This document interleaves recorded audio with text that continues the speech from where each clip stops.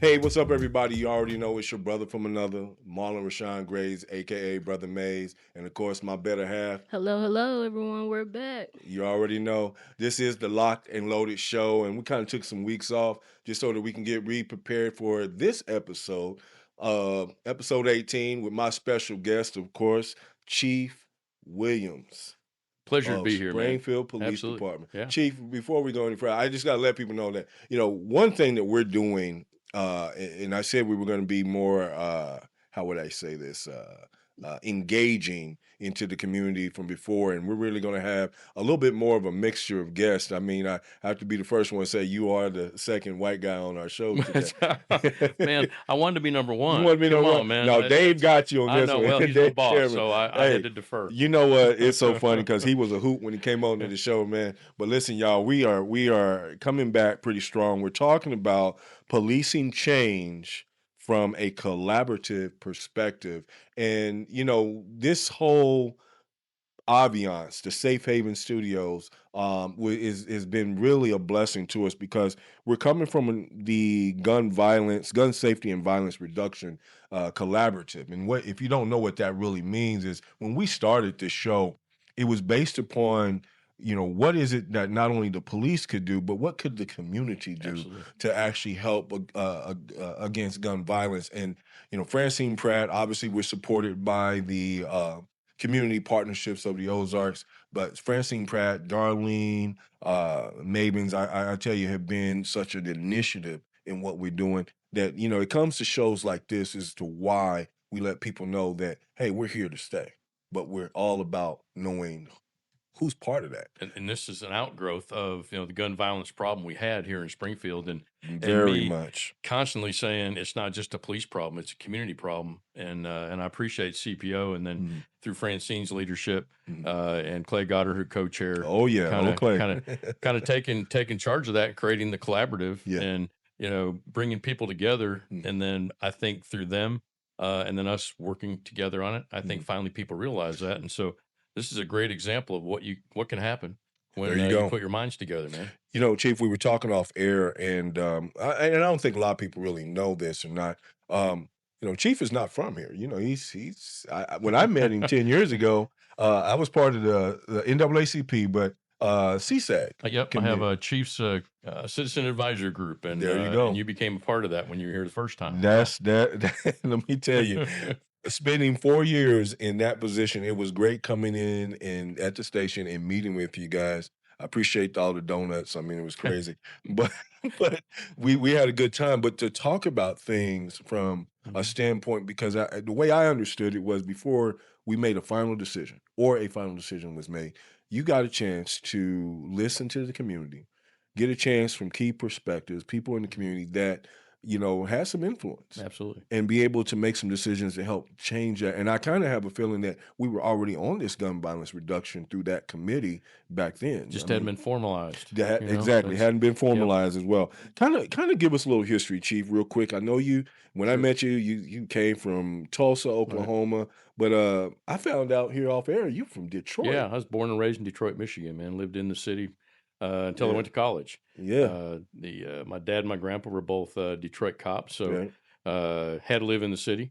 But grew up there, went to school there. I'm still a Detroit sports fan all the way around. All the way through? All the way through. So I'm man. sorry for your Lions, but even though I was Man, I was rooting for them. I ain't gonna lie. I know it's coming. Yep, Red Wings. We got the Pistons Yep. are really kicking some butt right now. Oh my So, God. and the Tigers are getting ready to start off again. So, Yes, man, they all are. four sports teams. But yes, I grew up there, went to college, and then back in the early '80s when I graduated college, it was not a good time Yeah. to seek a job in Yeah. the Rust Belt, if you will. Certainly Yeah. not in Detroit. So, my dad had given me advice to go south and west somewhere, and ended up in Tulsa, Oklahoma. Tulsa, Oklahoma, man. I tell you, a lot of great things coming out of Tulsa, and it was so interesting because we were talking off air as well. My uncle, who played ball at Southwest Missouri State University, God rest his soul, Paul Tolliver. He came out of a high school there called Booker T. Booker T. Washington. Booker T. Absolutely. Washington, and man, Great sports programs. great man. sports program, exactly. And I tell you, man, every time I'm down that way, I get the opportunity to visit friends and stuff like that. Matter of fact, one of my college friends, Marcia, she actually has a a cycling place right there in the district, Greenwood. in Greenwood Yep. district. Yeah, it's a cycling shop and been doing very, very Oh, good yeah. with that, and so there's a lot of change, a lot of change. I kind of wanted people to know a little bit about your history because you came from Tulsa, you got here, and of course, I did a little research. I mean, you had some welcoming moments, but Yeah. you also had some people who like, well, who is this guy and why is he coming to Springfield type thing. Yeah. What's changed since then for you? So for me, and when I got here, I did 30 years in Tulsa, and I'll be honest with you, my goal was to be the chief there, and that didn't work out. So I Right. started looking, and I wanted to come to a place that my family was comfortable with. I had young kids at the time. I wanted my wife to be able to retire. She was in credit union, so the finance industry for almost 30 years. I wanted to be able to then find a city that we could finish raising our kids in. Good. And a police department that my characterization was already good, but I wanted to take it to great. Okay. Did not want to I was not looking for something to be the change agent. You go in and you flip things upside down in 3 or 4 years and you got to move on, or someplace that would, engaged in turmoil and corruption and everything else. I didn't want to do that after 30 years. I didn't want to dive into that. So Springfield fit all those. It fit the great place to raise a family, welcoming community, very supportive, both from law enforcement and public safety in general. And the department itself, my predecessor, Lynn Rowe, had been here, about 15 years, so pretty stable environment. Greg Burris, who hired me as city manager, born and raised here, so he knew all the ins and outs of Springfield. And I just thought it was a good position, and I was blessed. The Lord blessed me with through the entire interview process, because it was a process. There were 65 applicants from around the country. Yeah, I heard that. Yeah, and 4 finalists one from Detroit, by the way. Believe it or not, one of those full circle moments. I'd actually met him 10 years before, and so we kind of. But anyway, I was blessed and pleased to come out on top, if you will, and get selected. And I think my goal then for the last now 16 years has been to do what I set out to do, is take a good department, make it great. But the second component was I didn't think that we were as fully involved and engaged with the community as we should be. Right. And Greg agreed with me. And so that was my mandate, which I love that part of my job, is being in the community. I like that. Being involved with the community, being engaged, meeting people, not sitting back and waiting for things to happen, but trying to keep your pulse on what's going on. And I've tried to, not just me, but I've tried to pass that down. And I think that's probably the biggest change in our department, is that from the newest rookie to the most senior person, everybody shares that philosophy of, man, we got to be part of the community.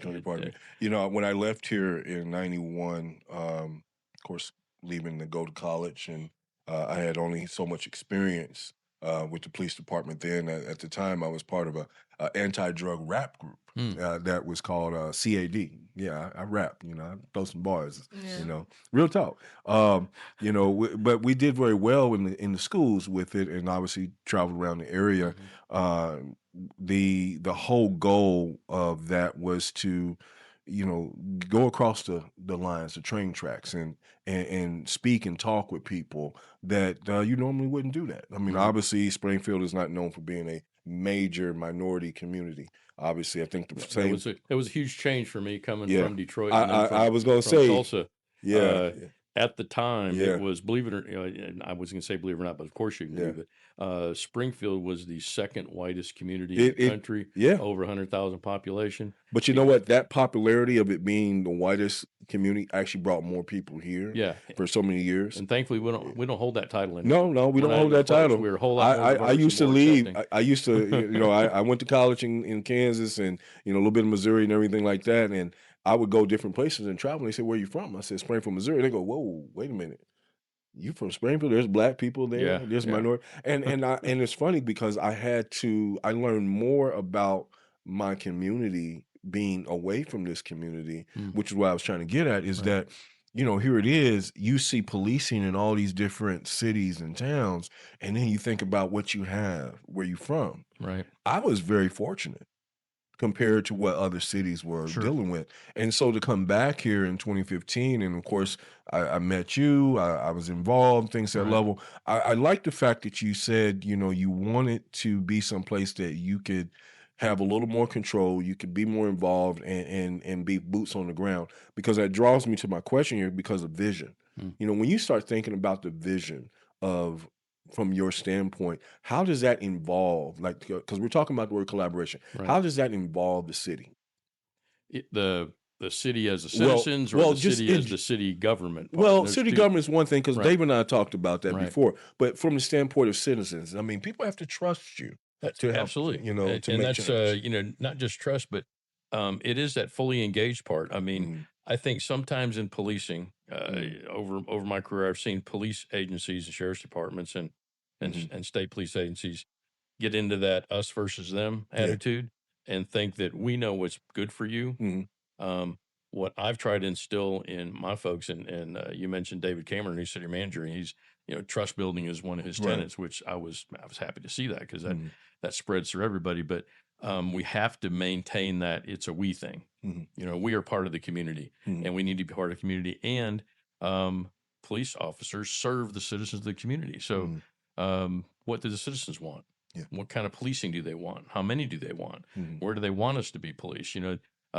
We need to keep our finger to the pulse and our ear Yeah. to the ground there, and really see what do the citizens want. And it's different everywhere. That's the other thing. What works in Baltimore and Mhm, LA and Omaha is not going to work in Springfield, Missouri, for lots of reasons, because we have a different culture and different mhm, group of citizens and mhm, different wants, needs, and desires. mhm. Uh, and in policing, we got to adapt to that. You can't just take the one size fits all approach. I like that, because one of the things that I've learned is, I was and of course my previous experience working in Miami Hmm. is, one of the biggest questions that I found to be very true in any community is, what is it are we willing to do from each aspect of the community in order to police our community? Right. You know, so it's like we all take a responsibility. Has your leadership philosophy evolved uh, in response to community expectation in recent years?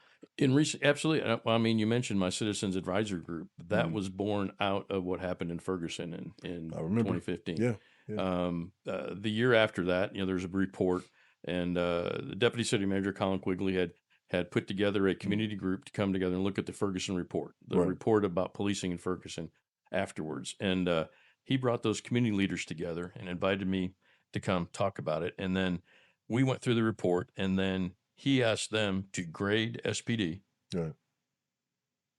and related to the areas of that report with, Mhm. red, green, and yellow. How Springfield compared to what was going on there, and it was I was pleased because we got a lot more greens than anything Mhm. else. All right, Yeah. that, hey, you're not doing that. You guys do this, right, Mhm. etc. But there were some areas of concern, some Mhm. some yellows, and maybe one red that we need to work on that and see Right. what the issue is. So I think that's why I created that group, Mhm. born out of that, to get that, as you mentioned earlier, that man, it was really the forerunner of what we're doing Yeah, now, that yeah, collaborative it citizen really is. engagement, It really is, and and opened me up to every month being able to sit down with people from every aspect of the community, and hearing from them mhm, to help align policy, to help mhm, develop policy, practices, operations, and to your point, what's the community want, and at yeah. what level do you want? Because policing can be very oppressive. Whoa, that I love the fact that you said that, because I feel like it puts you in a position that you're uncomfortable. Sure. You're very Yeah, uncomfortable. absolutely. And you know, in your view, what role should community voices play in shaping law enforcement, Uh, so especially around yeah, strategies? I'll echo what I've been talking about already. Meaning, we have to listen to the community about what type of policing do they want, and at what Hmm. level do they want, Hmm. because it can run the gamut, of Hmm. everything.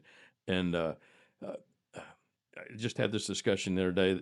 A counselor asked me about there was a letter received by council from a group of citizens Hmm. saying, quote, there's a nationwide movement to quit policing quality of life issues and less Hmm. arrests and everything else. And Hmm. so I got a request from a counselor about what is that? And I go, I don't know. There's no nationwide movement to do that. Right. A few years ago, there was a movement to like traffic offenses. Some places like Philadelphia and in Virginia, they eliminated the ability for police to make traffic stops for minor traffic equipment violations.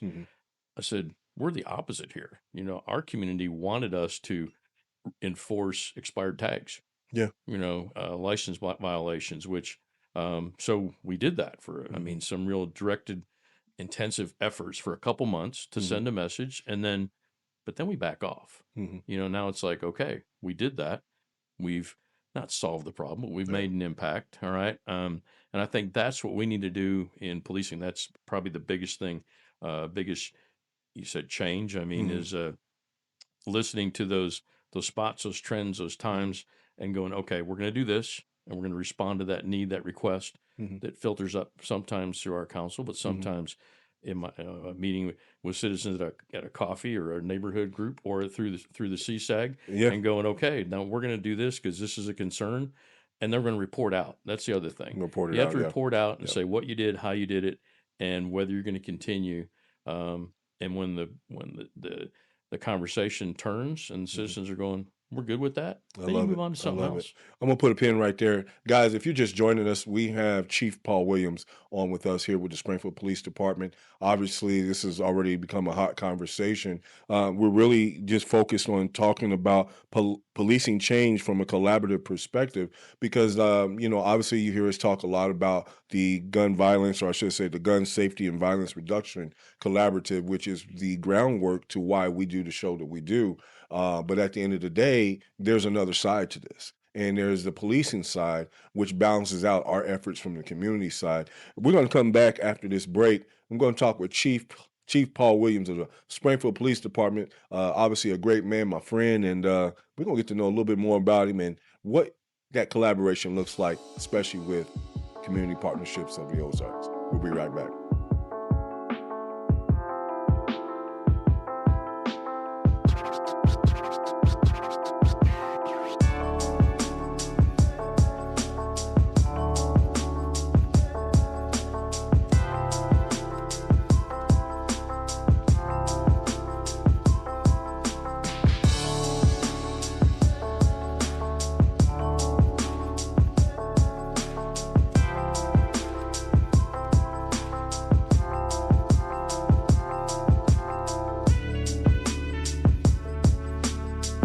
Hey everybody, you already know who it is. It's your brother again, and we just want to say thank you for being part of the Locked and Loaded show. We're back with our special guest, Chief Paul Williams of the Springfield Police Department, and we were just kind of talking off air. I know we're kind of live right now, so just know that, guess what? Bye. Y'all have to see the show this Sunday. All right. It's been great. You let that go kind of long, man. I look, you know, but the good thing is they see it and it is what it is. Yeah, I tease them for about 10 minutes of the show. That's about it. All right. So we're back. Chief, we were talking off air and we allowed there were some things we were talking about, obviously dealing with, you know, how you operate directly within the community. We talked about CSAG, but you mentioned something before about some things that you did beforehand. And what I mean by that is this: we're dealing with Community Partnerships of the Ozarks. That is our biggest supporter. That's one of the reasons why we're here. How did that relationship really start? With the Community Partnerships of the Ozarks in regards to the gun safety violence collaborative. So, yes. How did that get started? So first, I'm a board member at Community Partnership of the Ozarks. Have been since I got here. So, and it's a fantastic organization. I'm happy to be a part of it and everything they do with the collaboratives across the area. So when our gun violence problem really exploded, 2016, and I've talked about this before, but I'll tell you and your listeners, man, we had a great law in the state of Missouri for concealed carry, and the legislature in their infinite wisdom blew that up, and they did away with it and went to something called constitutional carry, meaning you don't have a permit, you don't have any training, you don't have any background, anybody and everybody can carry a gun. I happen to be the president of Missouri Police Chiefs Association at the time, and I fought that tooth and nail, and it's one of my few defeats in my career on that level. But I lost that battle, and I predicted then. I said gun violence will become a bigger issue than it ever has been, both in our state and our community, because the prevalence of people carrying guns and using them inappropriately is going to happen. And unfortunately, I was right. We went from 2016 to 2024. We doubled in the number of shots fired calls and shootings and homicides and killings with firearms. From a per capita standpoint, it just seemed like Springfield and this area became the kind of like the hunting ground for Well, it. so Does that make sense? we went from averaging 6 or 8, maybe 10 was high in a year, to over 20 every year. Why do you think that Springfield was this area that this is where it's just going to happen? I mean, I hate to say this is the playground. Well, don't get me wrong. The St. Louis and Kansas City metro area is a whole lot worse. A whole lot worse, exactly. But here we're the major metropolitan area. I mean, we're an urban core of Southwest Missouri, and it's a smaller urban core, if you will, than Kansas City and St. Louis and Memphis and Tulsa and Wichita and our surrounding cities that we compare ourselves to. But people come from all around to Springfield. Our population doubles during the day, and you get that mix of people now that carry a gun just because they want to, both from outside the community and inside the community. And we saw a lot of anger and confrontations that people resorted to. Well, I'll just grab the gun out of my glove box that I've got to settle this dispute, or I'm losing the fight, so I'm going to go grab my gun. I'm gonna win the fight. And unfortunately, we saw a lot of that, and that's because you put a whole lot of people together, and we have a good mix. But you bring those folks in from our surrounding more rural areas into the city, and then you have folks that live in an urban environment. It's sometimes that's not a good mix. Well, you answered the question that I was about to jump to in regards to how do you engage communities that have historically mistrusted law enforcement, and I can say growing up here, it was a mix. Obviously, it's changed a lot. Some of the younger kids today that I talk with, they was like, "Well, it's the police fault." And I'm like, "Well, how could it be the police fault when they told you what you can and you can't do, but you make a decision to do differently?" Does that make sense? Yeah, absolutely. So I've got 2 answers to that. Yeah, that please, question. please. We talked about off air a little bit when I first got her. Some of the first people I met were Cheryl Clay and Francine Pratt from ACP, and we talked about the perception or the realism of police interaction with minority community here in Springfield in the past. And they were very frank and blunt with me, and I was very frank and blunt with them. I said, I can't fix what happened before. And if that's the complaints I'm going to get, we're not going to get anywhere. So what I'm telling you, starting now, if you have an issue, you have a complaint, you have a concern, anybody in the community, bring it to me. We will sit down and talk about it. If we need to change something or fix something, we will. But I can't if all people are going to talk about is what happened 20, 30, 40, 50 years ago. And I think it took a while for both the police department and the community to come to grips with that. And we have a fantastic relationship now that I don't get. Both Cheryl and Clay and now Kai Sutton did the same thing, man. If there's an issue, they pick up the phone and call me. I like the fact that you're very transparent. I mean, one of the few things, and not to cut you off, Chief, but it was like, I was looking, I said, man, I've had Chief's cell phone number now for like 9 years. I can't say that that's the situation in anywhere else I've been. And don't get me wrong, I was in Miami, Florida, and I knew a lot of people. But man, I mean, he trusted me enough to say, "Hey, call me anytime you need me." Absolutely. I love that. Here's a question that came up, and there's a couple questions down the line I wanted to ask you, because there's we have a little community where email that goes out, and then of course people call in, and they've been when they found out you was going to be on the show, trust me, they've been filling up your they've been filling it up a little bit. They really have. But what systems, and I don't know if I think I know the answer, of course, but what systems exist to ensure accountability while maintaining officer morale? So I can talk about a lot of stuff, but I'm gonna talk about something that's brand new that we just kicked off that most folks may not know about. I bought a software program called Power Engage. Okay. And so what it does on every call for service, if you leave a cell phone number, you will get a text message after the call from the police department saying, would you like to participate in a survey? Now, you said you bought this. Now, this was in the budget of the police department. You said, I we're going to go submitted get the budget this. request. I got it it. approved last year. We kicked it off in January. Okay. It's just like, you stay at a hotel, you fly on a plane, you rent a car, you eat at a restaurant, you get a survey, how do we do? It's very similar. But it's a simple 2-question survey.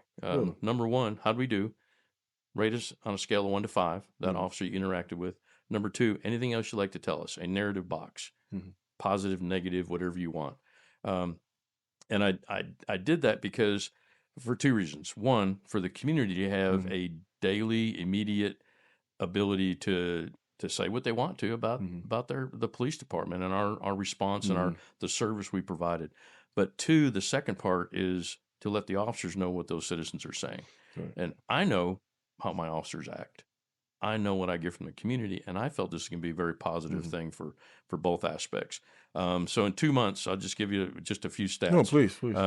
We've sent out 6,000 surveys. We've got 3,000, but those are round numbers, about a 33% response rate, which, any type of survey, you get that number back.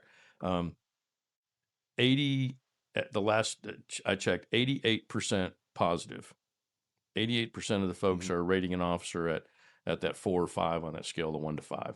And why do you think that? Because I mean, and it's very selective. I'm pretty sure, obviously. And do these people, do they say their names, or it's anonymous? It's anonymous, but they opt in. I mean, we know what the call is. So, so the positive ones, the officers get, we call it Feedback Friday. They get an email on a Friday with, you responded to 8 calls. 4 people chose to participate in the survey.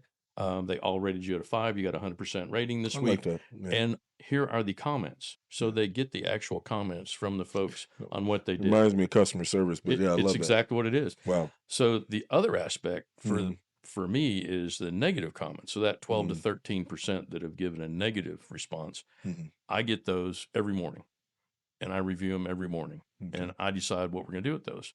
I've assigned about a half dozen to internal affairs to investigate because it might be a serious allegation. I've sent about a dozen back to the supervisors and commanders of those officers to reach out to the person because we do know their contact info and go, all right, let's talk about what happened. Is there something we could have done better, or there's something you didn't understand, or did we flat, screw up and we need to fix that? And so what I'm getting back from the officers who get those feedback on Friday things, man, they're like, man, people really appreciate what we do. Are the officers receptive? Absolutely. Yeah. I will tell you, it's like anything else. When we first went to body cameras, it was like, oh my gosh, and now an officer will not hit the field without their body camera operating. Because I need you to repeat that, because that is something that a lot of people question is, do they turn them off at certain times, or do they have like activate? How does that actually work? So let's put a pin in that one. But I'll answer that in a minute. But yes, they want them, and they it helps foster that transparency and accountability on both sides, the citizen and the officers, and there's a really good thing with that. The feedback stuff, the officers, they appreciate it because now they realize what I'm already seeing is that people do support you here, but maybe they weren't getting that. Yeah, because there was a time where it was the blue against the, and man, I'm like, okay, blue this, black this. Yeah, none of that, man. It's all, man, come on, let's, it should be everybody. It should be. It should be. Exactly. So our body cameras, and so, yes, officers, we'd have a policy on it. And that policy was developed with the input from the Citizens Advisory Group before we ever rolled it out. And it was approved by that group before we rolled it out. I love it. And so there are some times, man, we have very strict when you can't have it on. You can't have it on when you're in a hospital. You can't have it on when you're interviewing a sexual assault victim. But you will have it on every interaction that you have that doesn't fit some very strict parameters. But another component we have that a lot of people don't know about is we have something called record after the fact. So say an officer forgets to turn it on, or they just legitimately, they didn't want it. They didn't turn it on for some reason. Once it's on, whether it's recording or not, I have the ability to go in and grab that footage, even if it wasn't recording. Right. So, and we do that. Actually, officers ask for it more often than not, where they didn't get it turned on in time, and they want to catch something that happened. I've always wanted to know beforehand. what that process was like, because if you're that person on the opposite end and say their lawyer comes in and say, hey, we want that footage, does it go through a series of offices before it gets to them, or can they immediately have that immediate footage? So it's the policy follows the law, which is very strict, meaning if you're not involved in it, you don't get it. Right. We get media requests and third party requests all the time. Those all come to me to review. I have the ability to release whatever I want, and I do that regularly. But it's not just anybody that wants to can go see it. Now, someone who's a party to it, if they filed a complaint, for example, that's generally the first thing. Is there body camera footage? Okay, let's look at it. And then 9 times out of 10, the investigator will call the person in and say, come in and look at it. All right. And let's see where we're at. Yeah. During the investigation, or sometimes that precludes an investigation. Really? Because the person goes, well, I didn't realize it happened that way, or I thought it happened a different way.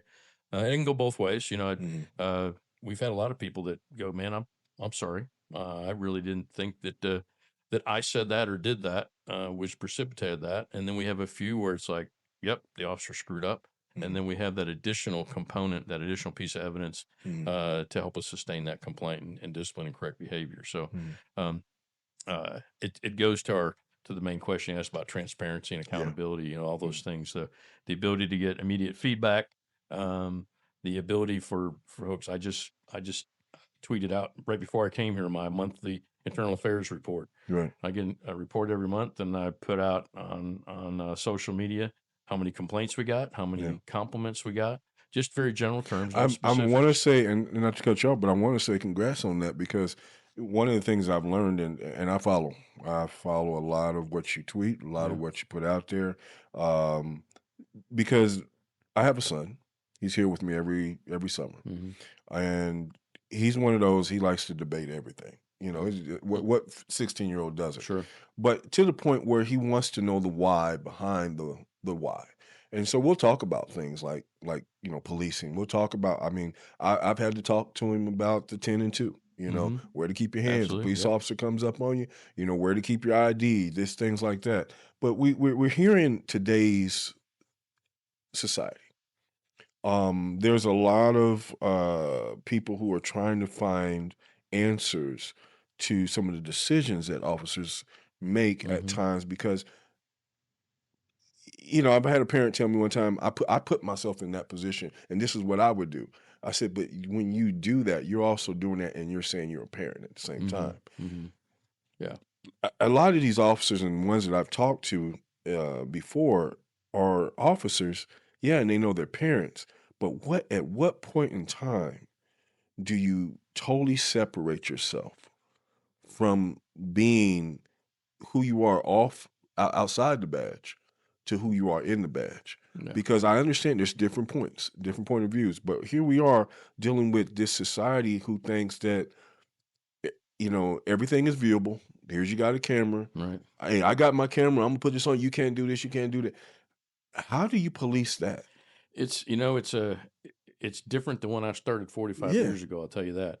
But what I try to impress upon my officers is, people have a right to do things, and we can't react. And our officers do a great job of not reacting a lot of times. But it's also that education of the community that we are a very confrontational society, and as younger generations, I'd say younger than me, everybody wants an answer, and they want it immediate, and they want it now.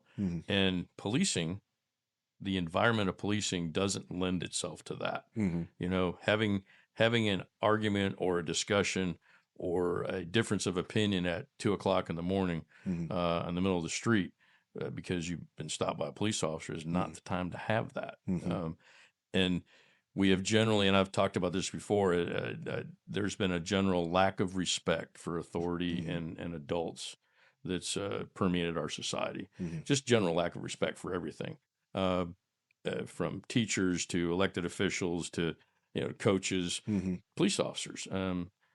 Unfortunately, in policing, we're the tip of that. We're Mhm. the point of government that most people interact with, Right. and they take out all that on us at times. I And so, understand. police officers have to be trained and educated to not respond immediately, but also realize that's going to happen. Yeah. And sometimes, unfortunately, people have that confrontation. Right. They won't back down. And it ends up in a bad situation. That's what we really try to avoid. I appreciate you, Chief. Guys, we're going to take a quick break here. Obviously, we're getting down to the latter half of the show, to the point where there's some questions that I think Chief will answer, and I want you to listen to it, because it's dealing with your youth. It's dealing with your children. Okay, this is the Lock and Loaded Show. Of course, I'm only one half of this great team. I am Brother Mays. I am Jayce Janae. You heard her. At the end of the day, we are the Lock and Loaded Show. We'll be right back.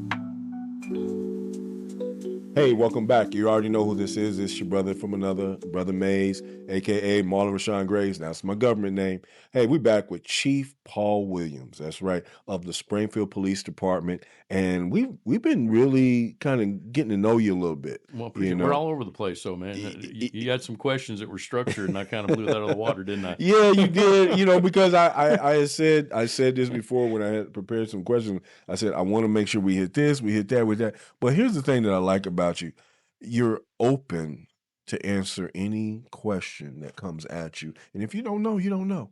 Absolutely. You My Citizen Police Academy, and we have a great opportunity for folks that want to kind of peek behind the curtain in Right. policing. Applications come out in the spring, and it starts in August and it runs for 10 weeks. But each one of those classes, I introduce myself, and they have them introduce themselves first day, and I say I'm going to be back at the end, and I want you to, any question you didn't get answered, you get to ask Make sure me. you answer. And I challenge them to stump the chief, and I haven't been stumped yet. So I've been able to answer everything, or sometimes it's refer, or sometimes it's just I don't know. No, I love it. I love it. I want to touch on like 3 different things before we go this evening. But I kind of want to jump back into the fact of dealing with our youth in the aspect of education. I think there's many opportunities to talk and teach our youth about what's going on out in this world, especially from a police standpoint, and what the expectations are. Have you looked in the past, or seen what's happened in the past? Has it come to you to say this?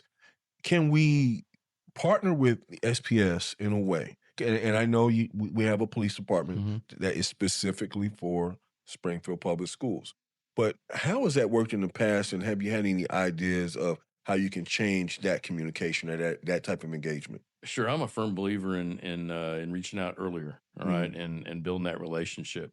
When I was in Tulsa, there was a friend of mine who was a minister. I had the north side of town, which is predominantly minority population, Right. a 6'5" black man who was a minister, and he and I would go in and have lunch with the kids in the grade schools together. A short white policeman and a big tall minister, and so kind of taking that concept here. Right.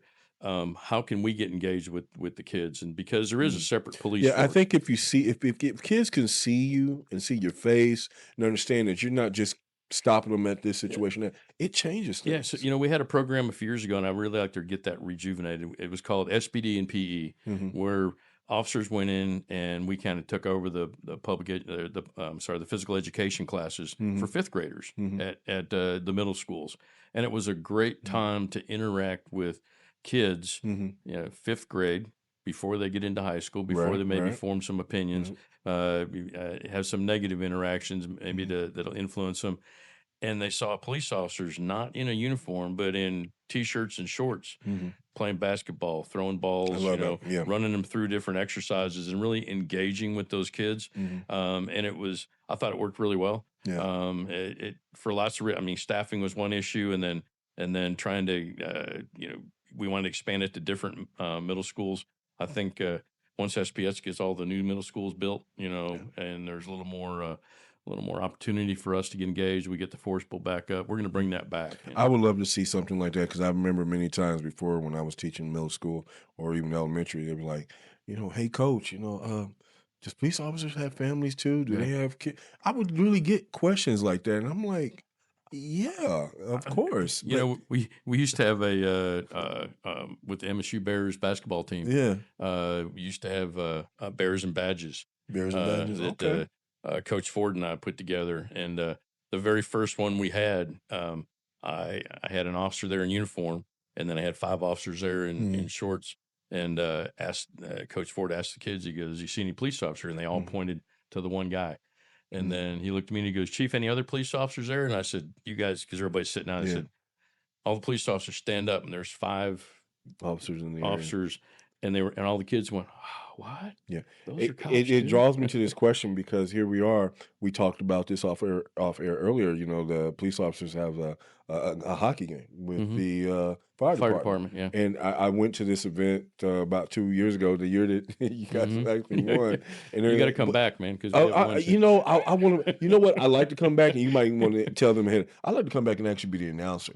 I really would. I would love to announce a game like that. Because it was so fun. You had to see it, Yeah. but to see them in that aspect and going, you saw kids, big kids. They were Yeah. having fun. Yeah.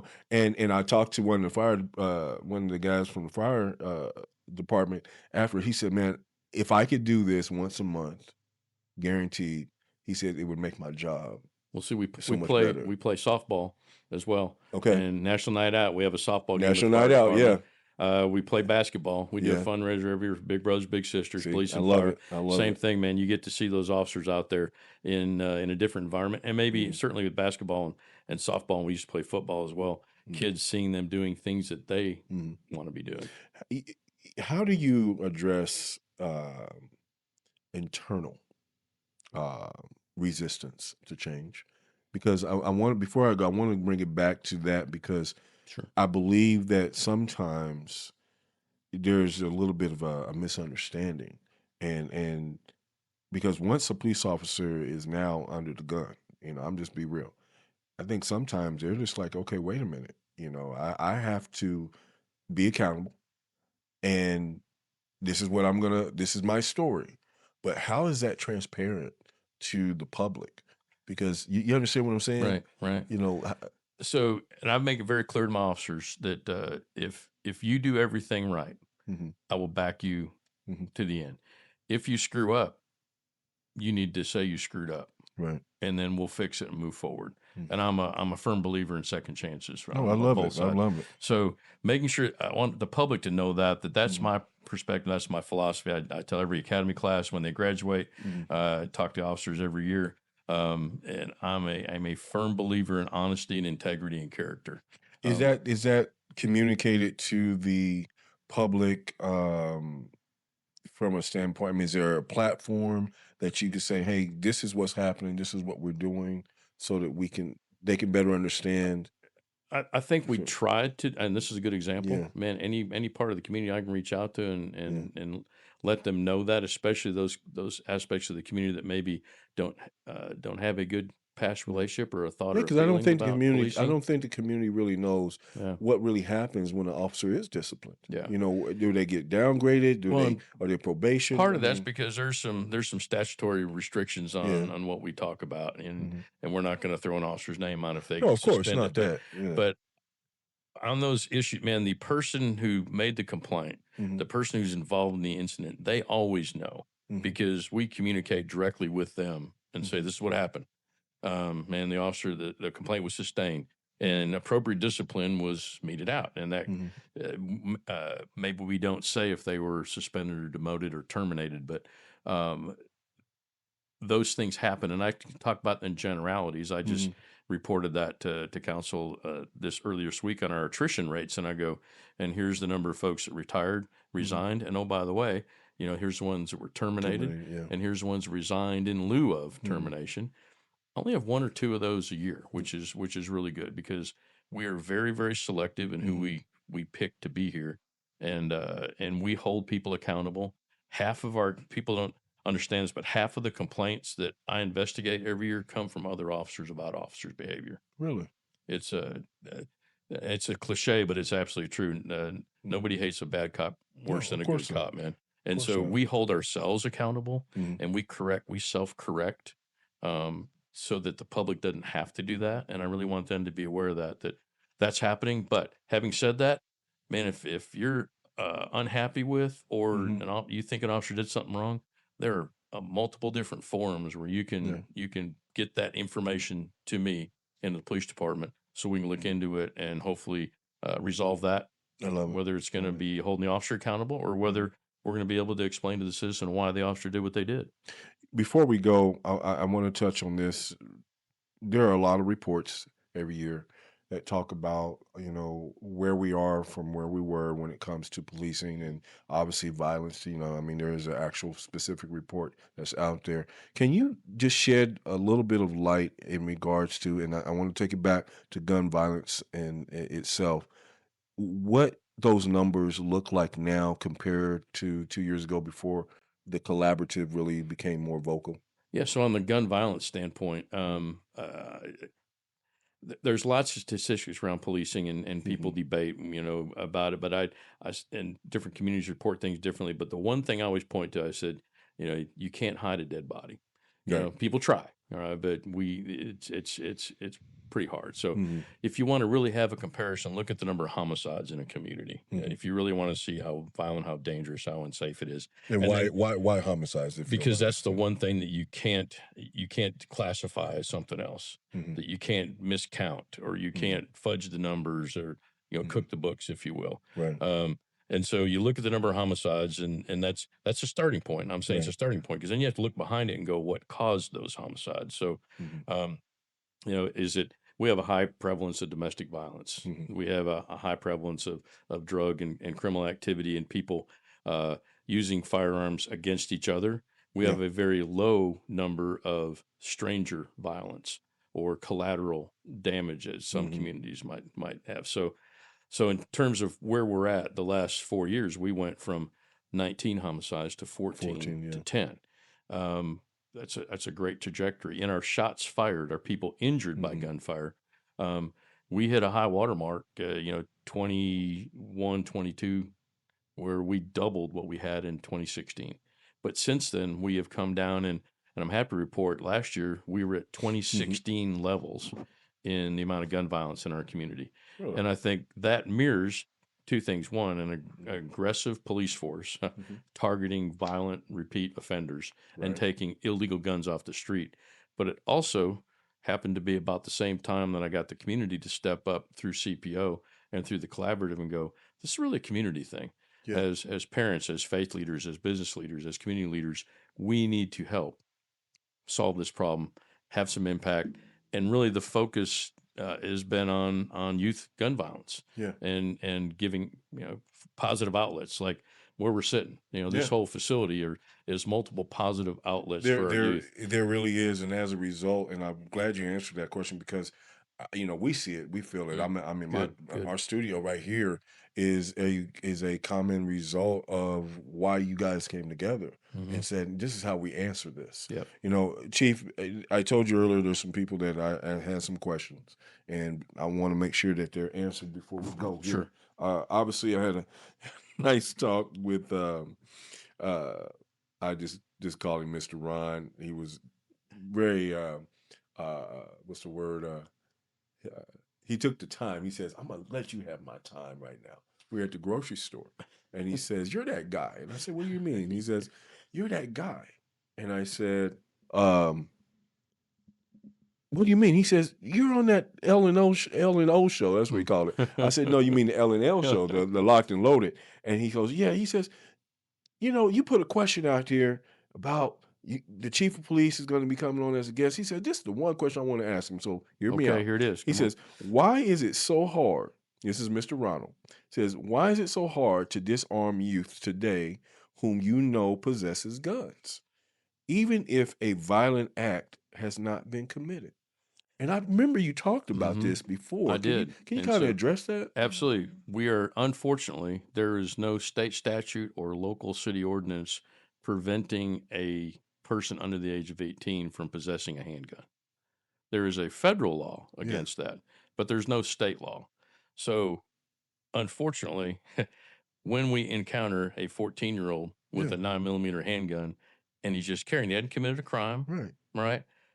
We can't take it from him because he hadn't committed a I crime. never could understand that when I heard you And answer that before. this is the one thing I said, you know, I've had very few defeats in my career, but this is still pending, but we've been defeated. This goes back to Mayor McClure and I being in front of the legislature and meeting with the chiefs and the mayors from St. Louis and Kansas City and Columbia. We all came together and we pushed this. And I said, you know, if we can get one thing passed, it's make it illegal for someone under the age of 18 to possess a handgun. There's absolutely no reason for that. The problem is people want to lump guns together. You know, there is, man, rifles and shotguns, man.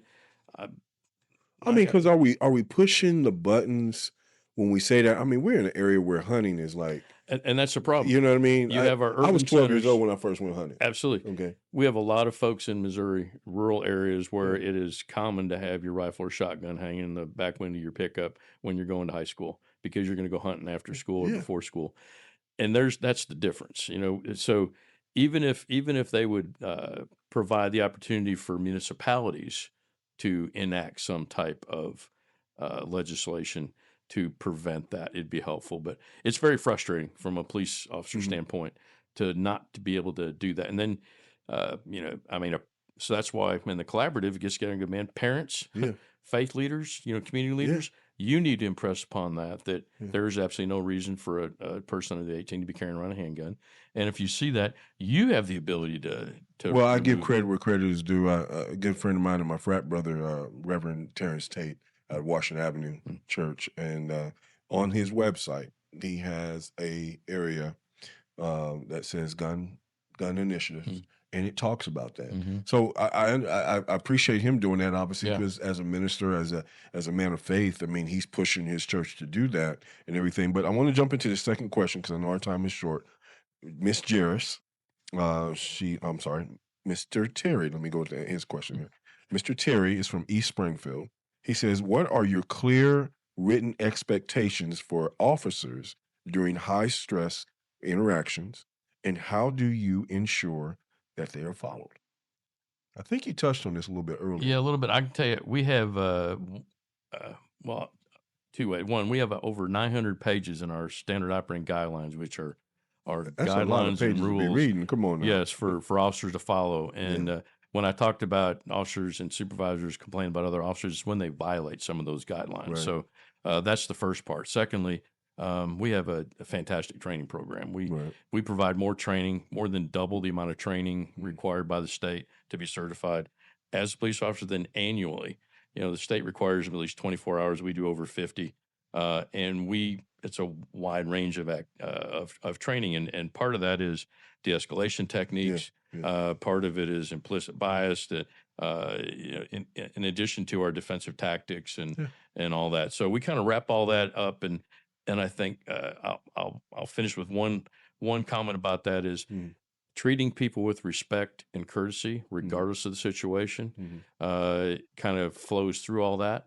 And then I'll make one comment. My training officer 45 years ago told me, he goes, it's a whole lot easier to talk somebody into handcuffs than wrestle them into handcuffs.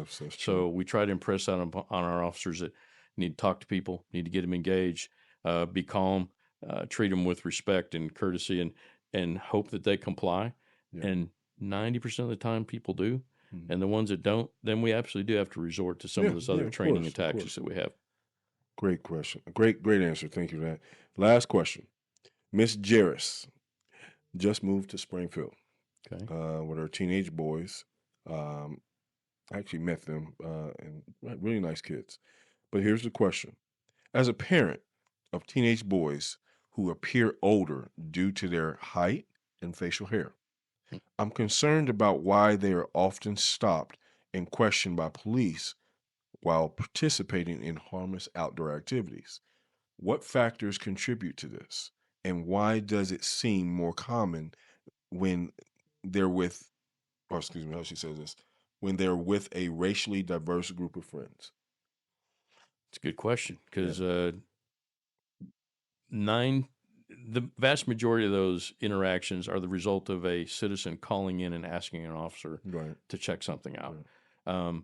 And so I would offer to her, if there's a concern or an issue, or you think that the thing that's concerning to me on that question is happening more frequently, that's a concern. So I'd say reach out. You can reach out directly to me No, I and appreciate say, it. Yeah. dates, times, locations. Let me look into it. And if there's somebody doing something improper by constantly checking on someone who they shouldn't be, without a good reason, man, we'll put a stop to it. And if there is a legitimate reason, I want her to know what that is. I will be honest. I met the young men at the park. I was there. One of good friends, his son's out there training. Not me being the coach. He wanted me just watching, and we're just standing there. And I looked over and I looked at them. Then I'm like, wait a minute, that looks like a father. And found out he was a 17-year-old. Yeah. He had some facial hair, of course. Sure. He had just moved down here, obviously with his mother, and of course, two good, nice young men that I met. But she stated that this was something that had been happening. I will throw out. I encourage my officers to get out of their cars and meet people. Meet people, yeah. You know, maybe it's as innocent as that, as officers hanging out and because they're new and maybe they're not right. comfortable with that. But either way, man, reach out, let me know, and we'll look into it. You know, Chief, I really appreciate you. I mean, Jayce, you've been extra quiet tonight. I'm no just question. listening. I'm Just listening tonight. Yeah. She's taking it all in. Well, I you can know, tell. Jayce gets me because we've been pushing for Jayce to do, more questions, and she's been doing very well with it. But tonight, just Well, I think you had a bunch of questions. Oh man, you pretty much pushed me around this thing, and I I'm say like, you have all the questions. I'm like, wait a minute here. Listen, Chief, I really appreciate you because we've been wanting to get you on from day one, and we just appreciate you always in support of and the activities that we're doing. And when we call upon you, you don't hesitate to say, "Hey, I'm here." I appreciate that, guys. If you're just now hearing this, obviously you'll be able to go back, go over some of the answers that Chief related to, because at the end of the day, it's conversations like this that's going to have to continue to keep happening. If we don't have these conversations, then we're going to be talking about numbers that we don't want to hear about. But at the end of the day, when you're dealing with gun safety, when you're dealing with just anything within this community that's going to involve officers, hopefully more good than bad, you got to be open to talk. And so I appreciate you, Chief. Chief Paul Williams, Springfield Police Department. Again, we thank you. My pleasure, man. Yes, Thanks for having thank me. you. Sorry it took me so long to get here. Oh no, it's, episode 18, but it's all good. That's all right. We'll get you back before there's episode 40. But at the end of the day, thank you for coming by the studio. And is there anything that you'd like to say as far as how can people get in touch with you? So let me throw two things out there. One, and I'll give my email and my phone number. Man. My email is pfwilliams at springfieldmo.gov. And my office and my secretary is going to love this. Her number is 417-864-1782. I love it. And then the last thing I'm going to say is, man, we are recruiting every day. So gospd.com is a one-stop shop for anybody to learn anything they want about our recruiting efforts. Talk about that real quick, because you mentioned it earlier. You are currently looking for how many recruits? Yeah, we're about 45 officers down. And we are testing every month. We have an academy class scheduled in September, another one in February.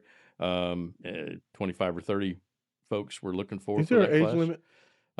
You have to be 21. Okay.